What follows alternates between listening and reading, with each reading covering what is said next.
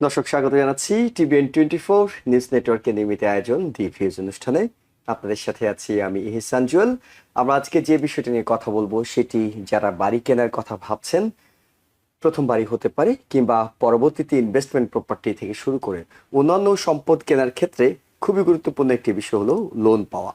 এই লোন পাওয়ার ক্ষেত্রে আমরা অন্ধের মতো অনেক সময় যেটি করে থাকি সেটি হলো হোম লোন ব্রোকারেজ ফার্মগুলো কিংবা ব্যাংকগুলোর উপরে আমরা নির্ভর করি। তারা সেখানকার আন্ডার রাইটাররা একটা হিসেব নিকেশ করে আমাদেরকে বলেন যে এই পরিমাণ হোম লোন আমরা পেতে পারি। কিন্তু আপনার যদি প্রাথমিক ধারণাগুলো থাকে, অর্থাৎ আন্ডার রাইটাররা কিভাবে হিসেব নিকেশগুলো করেন, আপনার আয়ের কোন অংশগুলো তারা মূলত আমলে নেন এবং এটির উপর ভিত্তি করে কিভাবে আপনার জন্য হোম লোনটি ঠিক করেন, সেই বিষয়টি আপনার জানা থাকলে খুব সহজেই হয়তো আপনি একটা প্রাথমিক ধারণা পেতে পারবেন।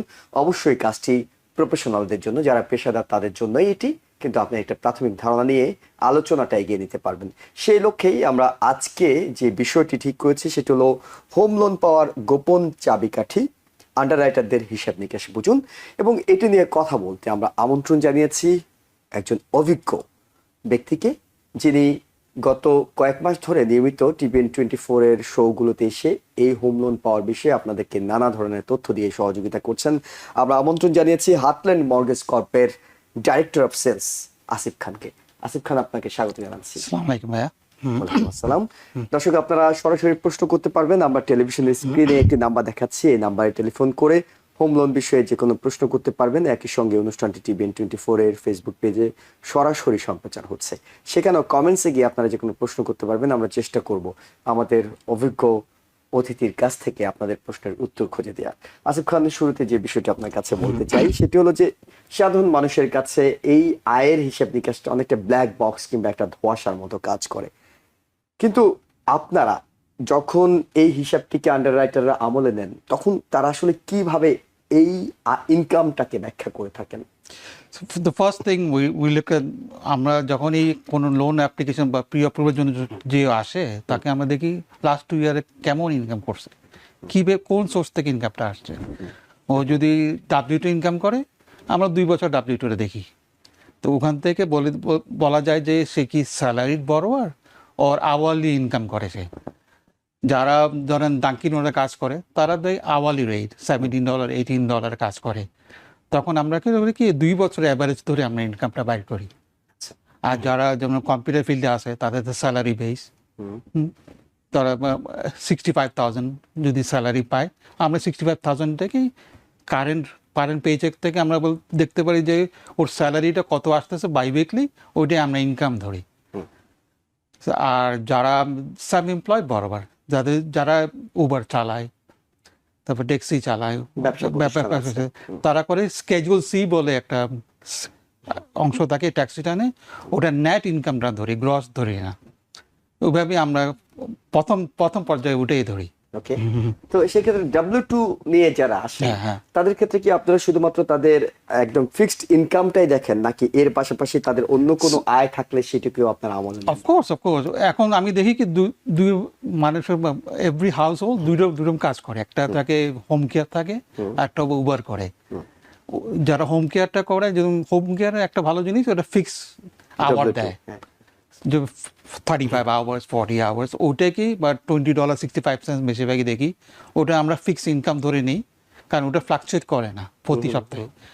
যদি ফ্লাকচুয়েট করে আন্ডাররাইটার ওরা অ্যাভারেজ করে নেয়, লাস্ট 2 ইয়ারের অ্যাভারেজ করে নেয়, তখন ইনকামটা অনেক কমে আসে। এখন তো 26 ইয়ার 26, ওরা 24 দেখবে W2 তে, 25 এরটা দেখবে, প্লাস ইয়ার টু ডেট কত ইনকাম হয়েছে ওটা ধরে অ্যাভারেজ করে ইনকাম। তো মাঝে মাঝে ইনকামটা কমে আসে যদি আপনি ফ্লাকচুয়েট ইনকাম থাকে। মানে গড় করে না, গড় করার কারণে কোনো একটা মাসে যদি তার খুব কম ইনকাম, কেউ যদি 25 ঘন্টা কাজ করলো কোনো উইকলি, পরের বছরে 40 ঘন্টা, আবার 10 ঘন্টা করলো, so that's a fluctuate of income. তখন আন্ডাররাইটার করে কি, তখন ওই 2 বছরের W2 নিয়ে প্লাস ইয়ার টু ডেট এর ইনকামটা ধরে করে ইনকামটা বাইর করে। আর যারা ঘন্টায় কাজ করে তাদের ওভারটাইম, বোনাস, সেসব বিষয়গুলো কি? সো ওভারটাইমটা যদি overtime and bonus and commission income, তাদের 2 বছরের হিস্ট্রি থাকতে হয়। ও যদি একটু না থাকে, তাহলে ওরা ইনকামটা ইউজ করে না। আর যদি কমিশন ইনকাম যদি আবার 24-এ ছিল 100,000, 24-এ যে 80,000 যদি কমে গেছে, দে উইল টেক দ্য কমাটা অ্যাভারেজ করবে না, ট্রেন্ডটা তারা দেখে। ট্রেন্ডটা দেখে। হ্যাঁ, আচ্ছা। এগেইন বোনাসের ক্ষেত্র, কমিশনের ক্ষেত্র, ওভার টাইমের ক্ষেত্র দেখে, ট্রেন্ডটা দেখে এরা। Okay. এবং একই সাথে মানে আপনি ইনকামটা দেখছেন 2 বছরের, হ্যাঁ, কিন্তু অনেকেরই হয়তো ওভার টাইমটা শুরু হয় 1টা বছর চাকরি করার পরে, হ্যাঁ। হয়তো তাকে তার কোম্পানি অফার করে যে তুমি এখন ওভার টাইম পাবা। কিংবা অনেকে আছেন যে বোনাসটা একটা হ্যাঁ। নির্দিষ্ট সময় পরে, তার কাছে হয়তো W2 আছে 2 বছরে, হ্যাঁ। কিন্তু বোনাস নেই 2 বছরে, তার কাছে ওভার টাইমের হিসাব নেই 2 বছরে। So as long as the employer provide করতে পারে যে এই জব পজিশনে চেঞ্জ হয়েছে এই 25-এ, যে তখন বোনাসটা ক্রিয়েট হয়েছে, তখন আন্ডাররাইটার ওটা নিতে পারে। আর যদি না দেয় তাহলে ওরা দে ওন কাউন্টার এগেইনস্ট টোটাল ইনকামের সাথে। এই ক্ষেত্রে আরেকটা ধরনের জব আমাদের কমিউনিটির অনেকে আছেন কমিশন বেসড কাজ করেন, হ্যাঁ। তারা কমিশন পান। সেই কমিশনটা হলো এই মাসে আপনি কতটা হয়তো ক্লায়েন্ট ডিল করতে পেরেছেন, কতটা ক্লায়েন্ট সাপ্লাই করতে পেরেছেন, কতটা ওই কোম্পানির কাজটা করে দিয়েছেন। তো তাদের ইনকামটা তো অনেক বেশি ফ্লাকচুয়েট করে। রাইট। সো ওরা কি করে, ট্যাক্স রিটার্নের স্কেজুয়াল সি বলে একটা ফর্ম আছে, ওটা দেখে। আচ্ছা। ওখানকার নেটটা কত হয়েছে ওটাই ধরবে ওদের ইনকাম। তো ওটার সাথে যদি ডেপ্রিসিয়েশন থাকে, ওটা আমরা অ্যাড ব্যাক করি, ওই দুইটা যোগ করে আমরা ইনকামটা ধরি। বাট কমিশন ইনকাম এগেইন ওরা 2 বছরের যদি হিস্ট্রি না থাকে ওরা ধরবে না। আর এখানে কয়েকটা প্রোগ্রাম ডিফারেন্ট আছে, যেমন ফেডি ম্যাকটা 1 বছরের ট্যাক্স রিটার্ন আমরা ইউজ করতে পারি। আর ফেনিমে গেলে ওরা 2 বছরের অ্যাভারেজ করে আবার। সো যারা প্রফেশনাল তারা বুঝতে পারে যে কোনটা পড়লে ওনার জন্য লোন পাওয়ার সুবিধা হবে, যেটা আমরা যারা লোন অফিসার ব্যাংকে কাজ করে তারা বলতে পারে। আমরা যেটি দেখি এটি ঠিক কতটা আইনত ঠিক আছে আমরা জানি না, কিন্তু অনেকে আছেন উবার চালক যারা আছেন, ক্ষুদ্র ব্যবসায়ী যারা আছেন, তারা অনেক সময় খরচটা দেখান ট্যাক্স ফাইলে, Right. রাইট অফ করেন তারা। এই রাইট অফটা যখন তারা করেন তাদের আয়টা তো কমে যায়, Right. খরচটা। তখন তাদের লোন পাওয়ার ক্ষেত্রে এটি কি ধরনের প্রভাব ফেলে, ইতিবাচক নেতিবাচক? So average house price in New York 1 family 750 to 800 range চলতেছে এখন। সো এইটার জন্য যে ইনকামটা দরকার, যেমন 110, 120 ইনকাম লাগে একজন। যদি উবার ড্রাইভার অথবা স্যাম্পল বা রিয়েল এস্টেট করেন, উনি তো কমিশন তো ডিফারেন্ট মান্থে ডিফারেন্ট স্ট্রাকচার হয়। ওই আমরা স্কেজুল সি 1 বছর ট্যাক্সিটা আমি বলি কি, আমরা বলি যে এত টাকা ইনকাম হলে আপনি লোন পাবেন, তখন ওরা ওইভাবে ট্যাক্স ফাইলটা করে। আচ্ছা, তার মানে খুবই গুরুত্বপূর্ণ একটি বিষয় হলো আপনি বাড়ি কেনার বেশ আগে থেকেই প্রিপেয়ার হতে হয়। এবং যারা মর্গেজ ব্রোকার্স ফার্ম আছে, ব্যাংক আছে, তাদের সাথে যোগাযোগটা অনেক আগে থেকেই করতে হয়। অবশ্যই। মানে আপনি ভাবছেন আজকে যাবেন, কালকে প্রি অ্যাপ্রুভাল নেবেন, বিষয়টা এমন না। অ্যাটলিস্ট 6 মান্থ প্রিপেয়ার, কারণ জানুয়ারি থেকেই প্রিপেয়ার করা। যদি আপনি জুন জুলাই থেকে, you need at least 6 month ahead. আর ট্যাক্স সিজন তো সেই এপ্রিল মাসে শেষ হয়ে যায়। তো ট্যাক্স করার আগে you need to consult any of the loan officer or কোনো ব্যাংক, আপনার আশেপাশে যারা থাকে তাদের সাথে কথা বলা অবশ্যই প্রয়োজন। সেক্ষেত্রে যেহেতু আপনারা 2 বছরের ট্যাক্স ফাইল দেখে থাকেন, তাহলে কি 2 বছর আগে থেকেই এই যোগাযোগটা করা বেটার? 2 বছর আমরা দেখি যদি ফেনিমে প্রোগ্রামে যায়, ফেডিম্যাক প্রোগ্রামে আমরা অ্যালাউ করে 1 ইয়ার ট্যাক্স রিটার্ন। সো প্রোগ্রাম ভেদে বিভিন্ন সময় বিভিন্ন আমরা করতে পারি। আর যারা বড় ব্যাংকগুলো থেকে ট্যাক্স রিটার্নে তাদের ইনকাম কম, বড় ব্যাংকগুলো থেকে তারা লোন পাচ্ছে না, তাদের জন্য কোনো নন কিউএম ব্যাংক স্টেটমেন্ট লোন কিংবা এই ধরনের কোনো সুবিধা আছে? সো ফার নিউ ইয়র্ক স্টেটে যখন 2008-এর পরে একটা ল সৃষ্টি হয়েছে আর কি, যে নো ডগ এখানে অ্যালাউ করে না। সো ব্যাংকগুলো এখনো করছে না, বেশিরভাগই নন ব্যাংকগুলো করে, যেমন ব্যাংকার বা আমরা যেমন ব্রোকারেজ ফার্ম, আমরা ডিফারেন্ট ওয়াল স্ট্রিটের ইনভেস্টর আছে, তারা এই প্রোগ্রামগুলো চালু করছে এখন, যেটা আগে ছিল না 2008-এর পরে কলাপস হওয়ার পরে। বাট উই ডু আমরা এখন নো ডগ বলতে আমরা অ্যাকাউন্টেন্ট চিঠি লাগে, তারপরে ওখানে প্রফিট অ্যান্ড লস স্টেটমেন্ট লাগে। আর প্রফিট অ্যান্ড লসের সাথে সাথে ওটা ব্যাংক স্টেটমেন্ট দেখাতে হয় যে টাকাটা আসলেই উনি ইনকাম করছে কিনা। যেমন উবার ড্রাইভার যারা, তারা যদি নো ডকে যেতে চায়, তাহলে আমরা দেখতে চাই ওর গত 2 মাসে ওর ইনকাম কত ডিপোজিট হচ্ছে, ওটা দেখে প্রফিট অ্যান্ড লস। যদি যেমন উবার ড্রাইভার ইউজুয়ালি 130, 140 ইনকাম করতে পারে হুম হুম হুম। যদি ওটা থাকে তো ওরা খরচটা বাদ দিয়ে ওরা ইনকামটা ধরতে পারে এবং দে কোয়ালিফাই ফর দ্য লোন। তাহলে যারা ক্যাশ ইনকাম করছে হুম। তারা আসলে কি করবে? মানে আপনার একটা হয়তো W2 কিংবা 1099 আছে, পাশাপাশি ক্যাশে কিছু ইনকাম আছে আপনার, হ্যাঁ, সেটি কি দেখানোর কোনো সুযোগ আছে? এই ফুল ডকুমেন্টেশন অবশ্যই না। নো ডকে, হ্যাঁ, নো ডকে ওরা করতে পারে। নো ডকে যদি 20% দেয় তাহলে প্রোগ্রামগুলো করা যায়। ওকে। আর যদি লটারি কিংবা এককালীন কোনো অর্থ আপনি কোথাও পেয়ে থাকেন, সেটা হ্যাঁ। হতে পারে লোন কিংবা অন্য কোনো নো, ভাবে। লটো or ক্যাসিনো ইনকাম, এটাকে ইনকাম ধরে না underwriter. Hmm hmm this is not a আমরা ইনকাম দেখতে চাই আপনার পরে বছরে এটা ইনকাম হবে কিনা, প্রতি মাসে আপনার ইনকামটা আসবে কিনা, তাহলে আন্ডাররাইটার ওই ইনকামটা ধরবে। যে ইনকামটা আপনার লটো করে পাইছেন ওয়ান শট, ওটা পরের বছরও তো আপনি পাবেন না এরকম, তখন ওই ইনকামটা ধরবে না। তো যাদের স্টক মার্কেটে বিনিয়োগ আছে তাদের ক্ষেত্রে যদি ডিভিডেন্ড ইনকাম থাকে, ইন্টারেস্ট ইনকাম 2 year হিস্ট্রি থাকে, ইয়েস দে উইল কাউন্ট ইট।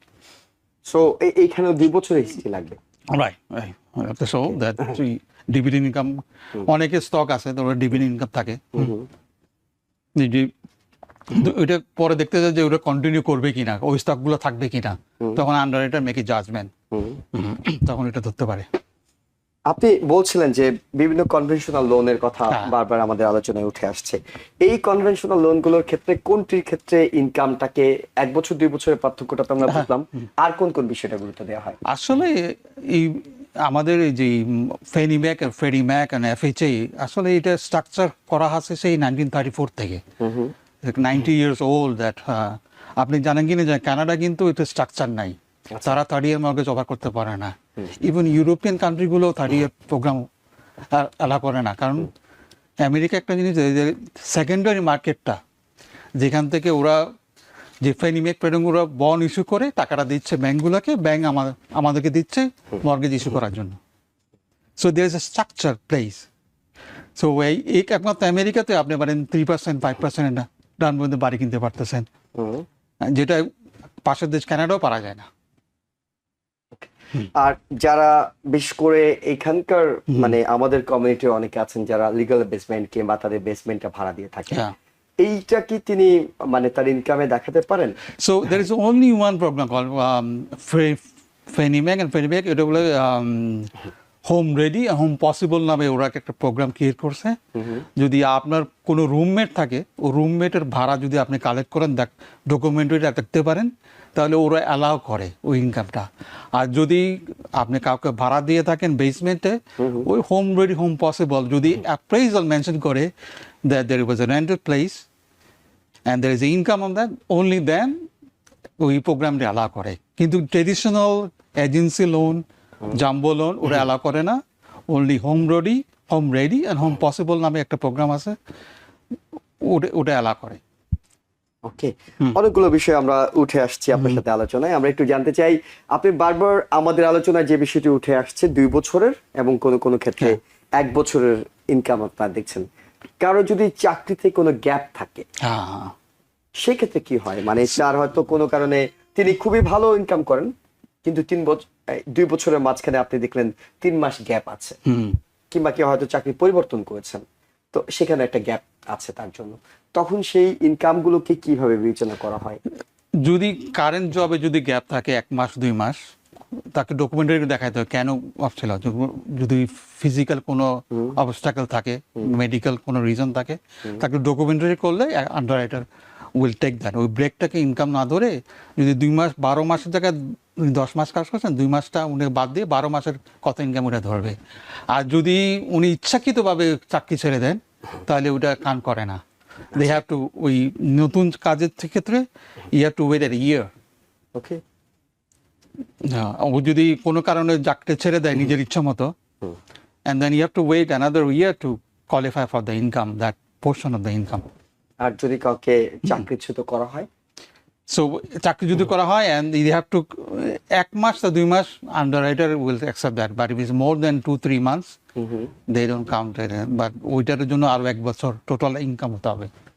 ওকে, তার মানে অনেকগুলো বিষয় আছে যেগুলো হয়তো আপনাকে মানে আপনার হাতে নয় না বিষয়টা। রাইট চাকরি চলে যাওয়াটা আপনার হাতে নয়, Right. অসুস্থতা আপনার হাতে নয়। all these years আমি অনেক অনেক অভিজ্ঞতা আছে যে হঠাৎ অ্যাপ্লিকেশনের সময় আমাকে জানেন উনি কাজ ছেড়ে দিয়েছেন। ক্লোজিং আগে তো সবাই ভেরিফাই করে যে আপনি কাজ করে কিনা। একজন স্কুল টিচার সেই আমাকে জানায়নি যে স্কুল আরেকটা স্কুল চলে গেছে। হুম। ওটা হয়েছে জুলাই মাসে, নেক্সট পে রোল আসবে সেই সেপ্টেম্বরে, কারণ এই মাঝখানে তো সামারে ওদের স্কুল বন্ধ। So on that particular case, she has to wait for September, get a paycheck. Only then they allow underwriter to close this loan. তাহলে আন্ডাররাইটার আসলে কি করছেন, মানে ট্যাক্স ফাইলে তো মোটামুটি একটা ইনকামে। No, ওনার তো যে ইনকাম ছিল স্কুলে যেটা কাজ করতো, ওরা দুইজন ছিলেন, তো দুইটা ইনকাম দিয়ে ওদের কোয়ালিফাই ছিল, ক্লিয়ার হয়ে গেছে। হঠাৎ ক্লোজিং এর আগের দিন তো ব্যাংকগুলো ভেরিফাই করে আসলে কন্টিনিউ কাজ করছেন কিনা, তখন ভেরিফাই করে ওখান থেকে খবর আসলো যে উনি resign. Okay, that's month of July, August, September, next school season start September, এর আগে তো কোনো পেচেক আসবে না। না, সো ওই পেচেক না আসা পর্যন্ত you can do nothing, you sit. তাকে অপেক্ষা করতে হয়েছে। হ্যাঁ, এক্ষেত্রে আপনি এই যে আলোচনাটি আমরা করছিলাম যে অনেক সময় একটা পরিবারের দুজন হয়তো চাকরি করেন কিংবা ইনকাম করেন, চাকরি না বলে আমরা বলি, তো সেক্ষেত্রে একজন তো হেড অফ দ্য ফ্যামিলি, আরেকজন ডিপেন্ডেন্ট থাকছেন। যদি হেড অফ দ্য ফ্যামিলি তার ইনকাম কম হয়, মানে ইনকাম কম হলে কি তিনি হেড অফ দ্য ফ্যামিলি হতে পারবেন, নাকি অবশ্যই তার ইনকাম যার বেশি তাকে আপনারা হেড অফ দ্য ফ্যামিলি হতে উৎসাহিত সো করেন? আমাদের ক্ষেত্রে যখন বড়োয়ার বলে একটা ইয়ে থাকে, যে যার ইনকাম বেশি তার আমরা রেগুলার বড়োয়ার বলি, আর যার ইনকাম কম তাকে বড় হিসেবে রাখা হয়। মানে হাজবেন্ড ওয়াইফের ক্ষেত্রে অনেক সময় যখন ওয়াইফের হয়তো ইনকামটা বেশি, সেক্ষেত্রে আপনারা বড় যে যার বেশি ইনকাম তাকে আমরা বড়বার ধরি। ওকে, সেক্ষেত্রে হিসাবটা কিভাবে করেন দুজনের ইনকামের ক্ষেত্রে? Right. কোন একজনের হয়তো বড়োয়ারের হয়তো 2 বছরই ভালো, কোনো গ্যাপ নেই, সবকিছু ঠিক আছে তার ইনকাম, কো বড়োয়ারের হয়তো কোনো একটা সমস্যা আছে, তাহলে সো অন ফেনিমে অ্যালাউ করে, ফেনিমে যে প্রোগ্রামটা 2 ইয়ার হিস্ট্রি থাকলে যদি দুইটা জব করে, একটা জব 2 বছর হতে হবে আর একটা জব 1 বছর হলে হয়। আচ্ছা, ওনলি ফ্রেডিমে অ্যালাউ করে না, Freddie Mac you need 2 year history both jobs. কোনটাতে সুবিধা, মানে ফেলিমেতে সো কখন ইট যায়? All depend on the client situation, ওটা আমরা সিদ্ধান্ত নিই। কারো আছে ট্যাক্স রিটার্ন কম, তাকে এই বছর ট্যাক্স ফাইল করতে হবে, তখন আমরা ফ্রেডিমেকে যাই, কারণ লোকে ট্যাক্স রিটার্ন ফাইল করে তাকে করতে হবে, তখন ফ্রেডিমেক অ্যালাউ করে 1 ইয়ার ট্যাক্স রিটার্ন। আর ফেনিমে যদি ওর 2টা জব থাকে, একটা জব 2 বছর আছে আর একটা জব 1 বছর 1 মাস হয়েছে, তখন আমরা ফেনিমেতে যাই। তো এই ক্ষেত্রে যে বিষয়টি চলে আসে, ধরেন আপনি কেউ একজন ইনকামের সবকিছু কাগজপত্রগুলো নিয়ে চলে গেলেন আপনাদের কাছে, তখন আপনারা স্টেপ টু স্টেপ কি ধরনের কাজগুলো করে থাকেন? প্রথমে আমরা দেখি ওর ট্যাক্স রিটার্নটা ফার্স্ট অফ অল, দেন আমরা ক্রেডিটটা রান করি, তারপর আমি বলতে পারি যে ওর ইনকাম কত, ওই ক্রেডিটে ওর কত ইনকামে কত পর্যন্ত কোয়ালিফাই হয়। আচ্ছা, ওটাই আমরা প্রথম বাইর করি, তো তারপরে আমরা প্রি অ্যাপ্রুভালটা দেওয়া হয় ওদেরকে। নেক্সট স্টেপ, তারপর বাড়ি খুঁজে, আর বাড়ি খোঁজার সময় প্রপার্টি ট্যাক্স উঠানামা করে। নিউ ইয়র্কে সিটিতে, কুইন্সে, ব্রুকলিনে কম থাকে, বা লং আইল্যান্ডে গেলে ট্যাক্স, প্রপার্টি ট্যাক্স অনেক বেড়ে যায়, তখন কোয়ালিফাই করতে যদি ডিফারেন্ট হয় তখন আমাকে কল দেয়, আমি আসতে বলি, তখন আসলে কি মেক সেন্স কিনা নাম্বারটা। তো কেউ একজন আসার পরে আপনারা তার ট্যাক্স ফাইলটা দেখলেন, ক্রেডিট স্কোরটা রান করলেন এবং একটা প্রি অ্যাপ্রুভাল রেডি করলেন। এইটি কি পুরোটাই সফটওয়্যারের মাধ্যমে হচ্ছে নাকি এখানে আন্ডাররাইটার? এখনো এআই এখনো আমাদের পেনিট্রেট করেনি, বাট যে কোনো সময় এটা উইল কাম আপ, পেনিট্রেশন করবে। বাট আমাদের এখন home equity loan, the second মর্গেজটা এখন AI, they will read your tax return, they will read your bank statement, they will figure it out how much your income. But Fannie and Freddie and FHA এখনো AR আন্ডারে আসে নাই। But যদি AI আসে, আমাদের স্পিডগুলো অনেক বেড়ে যাবে। এখন তো 1 থেকে 1.5 মাস লাগে ক্লোজ করতে, এখন হোম ইকুইটি লাইন আমাদের এআই ইউজ করে ওটা 1 সপ্তাহের মধ্যে ক্লোজিং হয়ে যায়। বাট ইটস ডেঞ্জারাস যদি এআইটা আমাদের ইন্ডাস্ট্রিতে চলে আসে, they will destroy a lot of jobs, a lot of underwriter processor will they have to lay ক্লায়েন্টদের জন্য সুবিধা হবে, তারা খুব দ্রুত স্পিড আপ অনেক বেড়ে যাবে। দ্রুত হয়তো but so far everything is done by underwriter, they review the file. এখনো মেশিন দিয়ে হয় না, বাট চূড়ান্ত মেশিনটা সিদ্ধান্ত করে নেবে। শুধু সফটওয়্যার আছে, ওটা রান করা হয়। এটা বলে ডিইউ, ডেস্কটপ আন্ডাররাইটিং সফটওয়্যারের মধ্যে রান হয়, but it is validated by the underwriter. So এইটুকু পর্যন্ত আমাদের কাছে ক্লিয়ার যে প্রি অ্যাপ্রুভালের জন্য। এখন যখন তার টেক্সট ফাইল থেকে আপনি দেখছেন টেক্সট ফাইলটা, কেরিয়ার স্কোর রান করলেন, অ্যাপ্রুভালটা পাওয়ার ক্ষেত্রে এই টেক্সট ফাইলের কোন কোন ইনকামগুলোকে গুরুত্বের সাথে দেখা হয়? First of all W2 income, W2 তে কত আসছে, তারপরে ও যদি কোনো 1099 ইনকাম যদি থাকে তাহলে স্কেজুল সিটা দেখি। ওর যদি আরেকটা বাড়ি থাকে ওখানে রেন্টাল ইনকামটা কত হয়, ওটা স্কেজুল তে চলে যায়। তো ওটাও আমরা একটা ইনকাম ধরি। যদি সেকেন্ড ইউনিট থাকে আগের কোনো বাড়িতে, ওটাও আমরা একটা ইনকাম হিসেবে ধরি। তো ওটা দিয়ে পুরোটা দিয়ে আমরা টোটাল ইনকামটা বাইর করি, বাইর করে ওনাকে যে কোয়ালিফাই করি আর কি। অনেকের একটা প্রচলিত ধারণা যে আপনারা যারা আছেন মর্গেজ ব্রোকারেজ ফার্মগুলো কিংবা ব্যাংকগুলো, তারা W2 ইনকাম যারা, তাদের ব্যাপারে একটু বেশি কমফোর্টেবল থাকে। ওই ইজি, লাইফ ইজি হয়ে যায়। যারা W2 ইনকাম করে লাইফটা ইজি হয়ে যায়। ইজ অনলি ওয়ান ইনকাম, যদি স্যালারি বড় থাকে ওইটাকে আমরা ইনকাম ধরি। সিম্পল। মানে তাদেরকে কি বেশি লোন দিতে কিংবা ও ইয়া তখন সিম্পল লাইফ সাইকেল আর লোনের লাইফ সাইকেলটা ইজি হয়ে যায়। তখন শর্ট পিরিয়ডের মধ্যে ক্লোজ করা যায়। ওকে, আমরা আরো আলোচনা করবো আপনার সাথে। একটা ছোট্ট বিরতি নিয়ে আসছি। দর্শক, আমরা একটা ছোট্ট বিরতি নিচ্ছি, আমাদের সঙ্গে থাকুন। দর্শক, আবারও স্বাগত জানাচ্ছি দি ভিউজ অনুষ্ঠানে। আমরা আলোচনা করছিলাম আপনি হোম লোন পাওয়ার ক্ষেত্রে গোপন কিছু সূত্র, যেগুলো আন্ডাররাইটাররা সাধারণত আপনার হোম লোন নির্ধারণ করার ক্ষেত্রে তারা যে বিষয়গুলো দেখে থাকেন, সেই বিষয়গুলো নিয়ে কথা বলতে আমরা স্টুডিওতে আমন্ত্রণ জানিয়েছি হার্টল্যান্ড মর্গেজ কর্পের ডাইরেক্টর অফ সেলস আসিফ খানকে। আসিফ খান, আপনাকে আবারও স্বাগত জানাচ্ছি। আমরা মানে বিভিন্ন প্রোগ্রাম নিয়ে কথা বলছিলাম, কোন প্রোগ্রামে আসলে ভালো একটা রেট পাওয়া যায়? সো এখানে বলে একটা programme call agency loan. Agency loan একটা লিমিট থাকে, যেমন ওয়ান ফ্যামিলি 832 যদি মধ্যে থাকে লোন, তাহলে রেটটা সবসময় ভালো থাকে। টু ফ্যামিলির যিনি 1.1 ও আন্ডারে থাকে, তাহলে এজেন্সি লোনের মধ্যে আন্ডারে পড়লে রেটটা ভালো পাওয়া যায়। So agency is the one you want to stick to. এর উপরেই যদি $1 বেড়ে যায় তখন জাম্বো প্রোগ্রামে চলে যায়। জাম্বো প্রোগ্রামটা রেটটা হাই হয়ে যায়। আচ্ছা, so you try to beat the agency loan প্রোগ্রামে, যেখানে ফ্রেনি আর ফ্রেডি। FHA প্রোগ্রামের রেটটা ভালো থাকে, বাট কিন্তু প্রবলেম হচ্ছে FHA তে আমরা যখনই যাই যাদের ক্রেডিটটা একটু খারাপ থাকে, ডাউন পেমেন্ট কম থাকে, তারা FHA পায়। একটা অবস্টাকেল আছে যে ওদের দুইটা মর্গেজ ইন্স্যুরেন্স থাকে। একটা বলে আপফ্রন্ট MI, এটা 30 বছরে ভাগ করে দেয়, এটা গভর্নমেন্ট ওকে ইন্স্যুরেন্স করে। আর সেকেন্ড হচ্ছে মাল্টি MI, এটা 20% দেন, 30% দেন, 40% দেন, ওটা চলে আসবেই। এটা US কংগ্রেসের ম্যান্ডেট।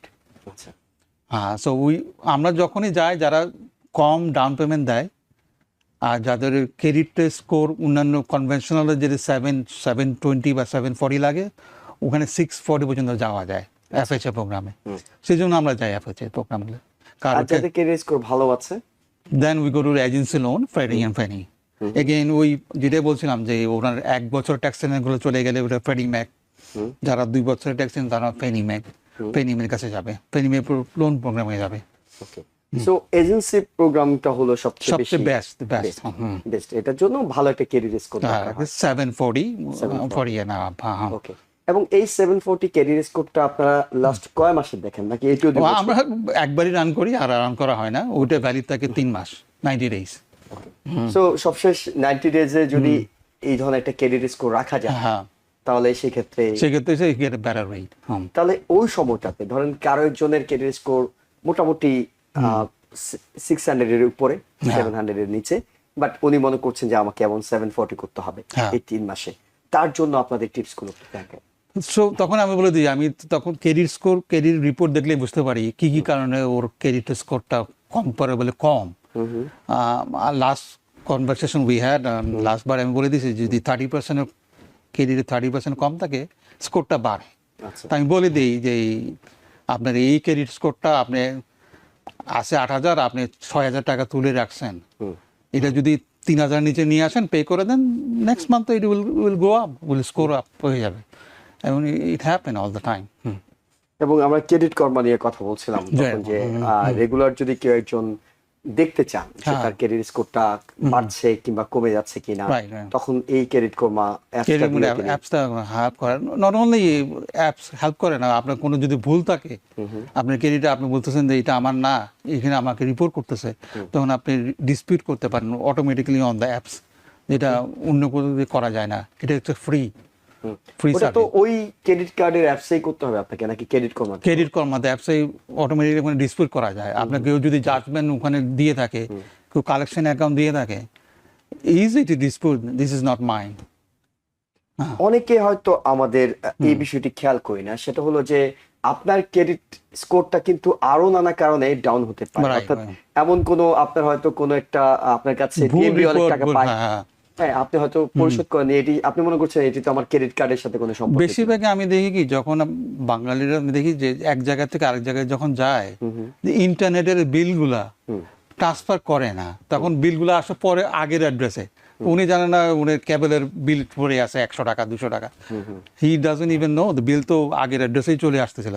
এরকম করে ওরা কালেকশন অ্যাকাউন্ট দিয়ে দেয়, স্মল অ্যাকাউন্টের জন্য অনেক ক্ষেত্রে। কিন্তু ক্রেডিট কমে গেলে এটা সব দেখা যায়, স্মল ভুলগুলো কারেক্ট করা যায়। তো এই ক্ষেত্রে কেউ একজন হয়তো জানেন যে, মানে জানেন না তার এই ধরনের বিলগুলো এসেছে, উনি জানেন না কালেকশন এখানে চলে গেছে, উনি জানেও না, সেটাকে রিকভার করার উপায় কি? তখন ওই যেটা ব্যালেন্স থাকে ওটা পে করে দিলে সাথে সাথে ওটা রিপোর্ট হয়, রিপোর্ট হলে স্কোরটা বাড়ে। আচ্ছা, কিন্তু এটি কোনো রেকর্ডে থাকছে কি? Usually all the collection account stay for at least 7 years.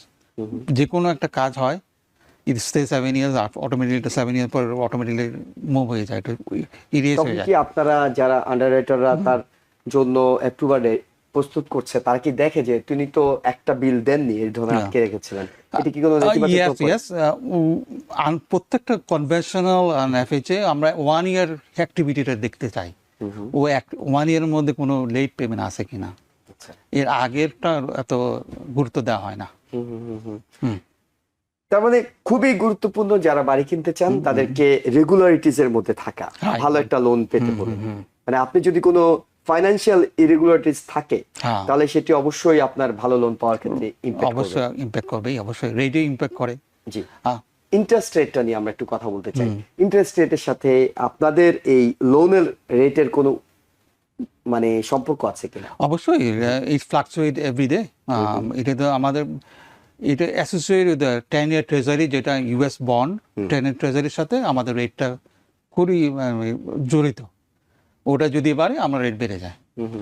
এখন ওই ইরানের ওয়ারের আবার যে শুরু হলো, এটার জন্য আমাদের রেট অনেক বেড়ে গেছে গত last 3-4 days, because of the war.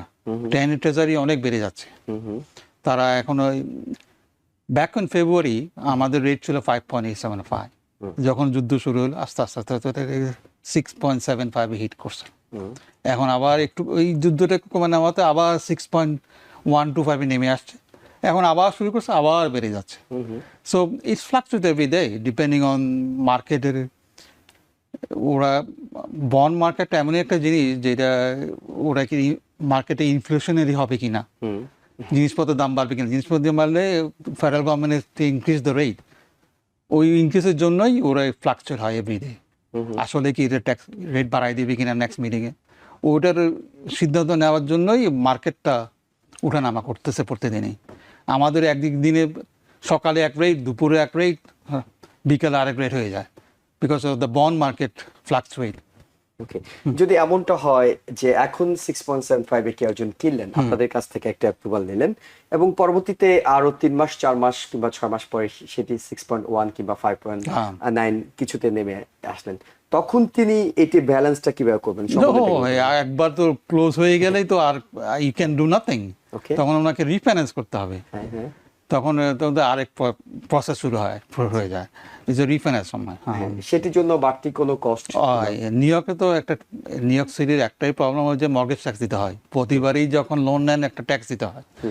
তখন ওই ওই ট্যাক্সটা যদি মাপ করা যায়, ওটা একটা প্রসেস থাকে, অ্যাসাইনমেন্ট মর্গেজ বলে। ওইটা যদি নেওয়া যায়, যেমন কোনো ব্যাংক চেজের যদি লোন থাকে, আপনি নিচ্ছেন ওয়েলস ফার্গো থেকে লোন, তখন ওই অ্যাসাইনমেন্ট মর্গেজটা নিয়ে আসতে হয় চেজ থেকে নতুন ব্যাংকে। তখনই আপনি ওই ট্যাক্সটা আর সেকেন্ড যখন রিফাইন্যান্স করেন তখন দিতে হয় না। আর যদি ওটা কোনো অনেক ব্যাংক আছে, যেমন ক্যালিফোর্নিয়া ব্যাংক, ওরা they don't understand the assignment of mortgage, তারা ওরা দিতে চায় না, তখন আপনার ক্লোজিং কস্ট বেড়ে যায়। ওকে, আমরা জানি যে প্রাইমারি হাউস এবং সেকেন্ডারি হাউসের ক্ষেত্রে আপনার ডিপোজিটের বিষয়টা একটু ভিন্ন, কিন্তু আপনাদের লোন পাওয়ার ক্ষেত্রে কি এটির কোনো পার্থক্য তৈরি করে? ও ইয়া, বিগ টাইম। যারা ফার্স্ট টাইম হোম বায়ার আছে তাদের এজেন্সি লোনের মধ্যে পড়ে। যদি সেকেন্ড টাইম যদি ইনভেস্টমেন্ট প্রপার্টি করেন তখন ডিফারেন্ট প্রোগ্রাম, রেট বেড়ে যায়, ডাউন পেমেন্টের রিকোয়ারমেন্ট বেড়ে যায়। So if you buy second home, third home, fourth home, it's become investment property. তখন ইনভেস্টমেন্ট প্রপার্টির রেটও ডিফারেন্স। কোনো আবার গিফট অ্যালাউ করে না, যেগুলো ফুল ডকুমেন্টেশন আছে তাদের গিফটও অ্যালাউ করে না। You have to have that money for at least 2 months, every single dollar, closing costs, down payment, plus 6 month reserve investment. সেগুলোর উপর ভিত্তি করে আপনারা ঠিক করে। হ্যাঁ, কিন্তু কোন একজন আন্ডাররাইটার কিংবা আপনাদের মতো যারা মর্গেজ ব্রোকারেজ ফার্ম আছে, তারা কি চাইলেই কোনো এক ব্যক্তিকে মানে বাড়তি কোনো সুবিধা পাইয়ে দিতে পারেন যে তিনি এটা পেতেন না, কিন্তু তাকে এমন ভাবে সিস্টেমের মধ্যে আপনারা করে দেবেন? so usually when I look at the, কেউ যদি আসেন আমি বলতে পারি যে উনি একটা 2 ফ্যামিলি ওন করেন, এখন উনি একটা 1 ফ্যামিলি কিনতে যাচ্ছে, তা underwriter believe then he is gonna move in the 1 family, তখন উনি প্রাইমারি রেসিডেন্ট রেটটা পাবে even though he has own a home. কেউ যদি 1 ফ্যামিলি ওন করে আরেকটা 1 ফ্যামিলি কিনতে যাচ্ছে একটু ভালো লোকেশনে, ভালো স্কুলে, then underwriter believe that he is gonna move in. কেউ যদি 1 ফ্যামিলি আছে 2 ফ্যামিলি কিনে, 3 ফ্যামিলি কিনে, underwriter not gonna believe that he is gonna move in there. তখন ওনার জন্য এটা ইনভেস্টমেন্ট হয়ে যায়। সো আমি সাজেস্ট করতে পারি মানে কেউ যদি আসে যে সেকেন্ড হোম বা থার্ড হোম কিনতে যান, যদি আপনার যদি 2 ফ্যামিলি থাকে বাই 1 ফ্যামিলি। মানে এটি তো হলো সাজেশন, কিন্তু আপনাদের বাড়তি কোনো সুযোগ করে দেওয়ার সুযোগ আছে কিনা, যে তিনি লোন হয়তো একটু কম পেতেন, তাকে আপনারা বেশি করে লোনের ব্যবস্থা করে দেন? 2008 এর পরে একটা বক্স হয়ে গেছে লোন প্রোগ্রামটা।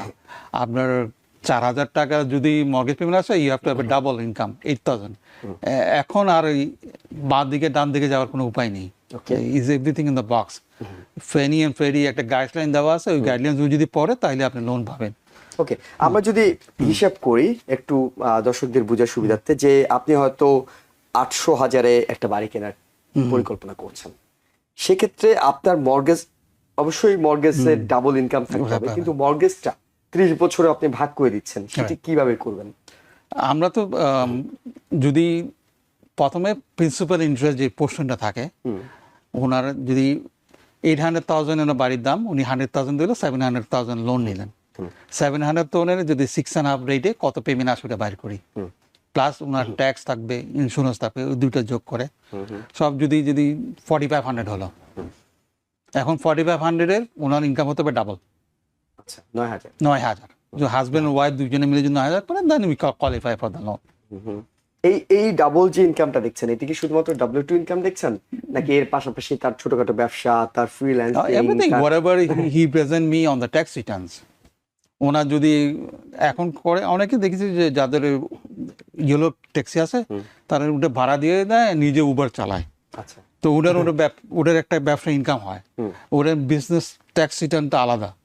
তো ওগুলো প্রত্যেকটা পিস ওগুলো আমরা যোগ করি, যেখান থেকে ইনকাম আসে ওগুলো আমরা সবগুলো নিয়ে তারপরে আমরা সিদ্ধান্ত নিই কত টোটাল ইনকাম আছে ওনার। মানে 9,000 এই বিষয়, হ্যাঁ রাইট, 9,000 ইনকামটা কিভাবে আমি বাইর করতে পারি ওনার থেকে।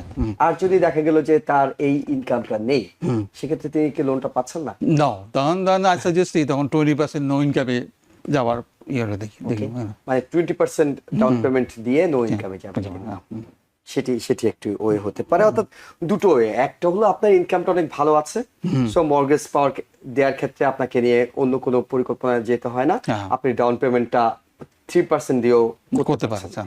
কিন্তু যখন আপনার ইনকামটা মর্গেজের ডাবল না, সেক্ষেত্রে আপনাকে অবশ্যই 20% ডাউন পেমেন্ট, নো ইনকাম প্রোগ্রামে সুবিধা পাওয়া যায়, নন কিউএম যেটা বলে এখন। এবং এটি কি 30 বছর কোনো বাড়তি 30 বছরের বেশি কিংবা 15 বছর 10 বছর কেউ যদি মনে করেন আমি 10 বছরের এটা শোধ করতে চাই, আই হ্যাভ এনাফ ইনকাম। হ্যাঁ, যদি কোয়ালিফাই হয় 10 ইয়ার রেটও ভালো থাকে, 15 ইয়ার রেট অনেক ভালো থাকে। হ্যাঁ, যদি ইনকামটা হচ্ছে এগেইন 50% যদি কভার দেয়, আপনার যদি পেমেন্ট যদি এখন 15 ইয়ার লোনটা 4500, ওটা 5600 হয়ে গেল। তো you have to have the income. যদি ইনকাম থাকে অবশ্যই 15 ইয়ার কোয়ালিফাই করা যায়। আর যদি তিনি নো ইনকামে যান তাহলে সেম থিং, নো ইনকামে আমি এখনো 15 ইয়ার প্রোগ্রাম দেখিনি, but usually 30 year 7 year 5 year প্রোগ্রামটা থাকে, adjustable programme, but 15 year fix I haven't seen it. আর কেউ যদি 30 বছর মনে করলেন যে না আমি এত বছর ধরে এটি টানবো না, আমি হয়তো গিয়েছি 30 বছরের প্রোগ্রামে কিন্তু আমি টাকাটা আগে শোধ করে দেবো, ব্যাংকে যদি আগে এই অপশন আছে? এজেন্সি লোনগুলোতে ফেনি ফেডি এফএইচএ তে কোনো রেস্ট্রিকশন থাকে না, প্রাইমারি রেসিডেন্সে কোনো প্রিপেমেন্ট পেনাল্টি থাকে না, নিউ ইয়র্কের ল। অনলি নো ইনকাম প্রোগ্রামে যদি ইনভেস্টমেন্ট প্রপার্টি কেনেন 3 ইয়ার 5 ইয়ার একটা পেনাল্টি থাকে। তো আপনি যদি এজেন্সি লোনগুলো দেন, you can pay after 6 month, you can pay the whole thing. আপনি লটও পেয়ে গেলেন, হোম আপনি পে করে দিলেন। যারা মনে করছেন আগামী 6 মাস কিংবা 1 বছর পরে হোম লোন নেবেন, তাদের জন্য এখন থেকে আপনি বলছিলেন যে ট্যাক্স ফাইলের আগে অবশ্যই যাতে আপনাদের সাথে যোগাযোগ করা হয় কিংবা 6 মাস আগে যোগাযোগ করা হয়, 6 মাস পরে যিনি কিনবেন তার জন্য এই মুহূর্তে কি কি পরামর্শ আপনি দেবেন, কি ধরনের প্রস্তুতি তিনি নেবেন? অবশ্যই অবশ্যই ফার্স্ট থিং ইজ আমাদের মতো যারা প্রফেশনাল তাদের সাথে কথা বলা, তাদের অ্যাডভাইস নেওয়া। আপনার যদি কোনো ডেফিসিয়েন্সি থাকে, ক্যারিয়ারের ডেফিসিয়েন্সি থাকে, আপনার অ্যাসেটের ডেফিসিয়েন্সি থাকে, আপনার ইনকামের ডেফিসিয়েন্সি থাকে, কিভাবে করলে আপনি এত টাকা লোন পাবেন, ওটা আমরা সাজেস্ট করি, অবশ্যই করি। আচ্ছা, সেক্ষেত্রে মানে তাকে প্রস্তুতির জন্য বিভিন্ন দিকে আপনার ক্রেডিট স্কোর, ইনকাম কোথায়, আর বেশিরভাগই তো টাকা তো অ্যাকাউন্টে রাখতে চায় না, অনেক different reason, medical reason, অনাদার reason. তো আমরা তো 2 মাসের স্টেটমেন্ট দেখতে চাই। ওখানে যদি ক্যাশ ডিপোজিট থাকে ওটা আবার কান করে না। So you have to get a consultant, কোনো কনসালটেন্সি থেকে অ্যাডভাইস নেওয়াটা সবচেয়ে ভালো জিনিস। আচ্ছা, যেহেতু আপনি ক্যাশ টাকা বলে, হ্যাঁ ওরা কান করবেই না। ওকে, মানে কত টাকা পর্যন্ত রাখা যাবে আসলে? সো ইউজুয়ালি মর্গেজের ক্ষেত্রে আমরা 5% ওন ফান্ড নিজেদের থাকতে হয়। আপনি যদি 800 জন বাড়ি কিনেন, 5% অফ দ্য ফান্ড 35,000, না 5টা 40, না 40,000 has to be there for 2 months, rest you can get a gift. So অনেকগুলো বিষয় আসলে আমরা আপনার সাথে আলোচনা করেছি। নিঃসন্দেহে দর্শক যারা আছেন তারা আপনার সাথে যারা যোগাযোগ করতে চান কিংবা এই বিষয়ে পরামর্শ পাওয়ার জন্য সরাসরি কথা বলতে চান, তারা কোথায় কিভাবে যোগাযোগ করবে? রাইট, আমাদের অফিস আছে স্টোরিয়াতে, আমাদের অফিসের অ্যাড্রেস হচ্ছে 3097 স্টাইনওয়ে স্ট্রিট। আর আমার সেল নাম্বার তো যে কোনো কোয়েশ্চেন আপনার থাকতে পারে, আপনি ইউ ক্যান রিং মি 347-203-6610। দর্শক শুনছিলেন, এবং আমাদের এই অনুষ্ঠানটি আজকের অনুষ্ঠানটি আমাদের ইউটিউব এবং ফেসবুকে থাকবে, অর্থাৎ TVN24 এর। সেখানে গিয়ে আপনারা এই নাম্বারটি এবং ঠিকানাটি আবার শুনে নেওয়ার সুযোগ পাবেন। আসিফ খান, অসংখ্য ধন্যবাদ আপনাকে। আমরা অনেকগুলো গুরুত্বপূর্ণ তথ্য দর্শকদেরকে দেওয়ার চেষ্টা করেছি।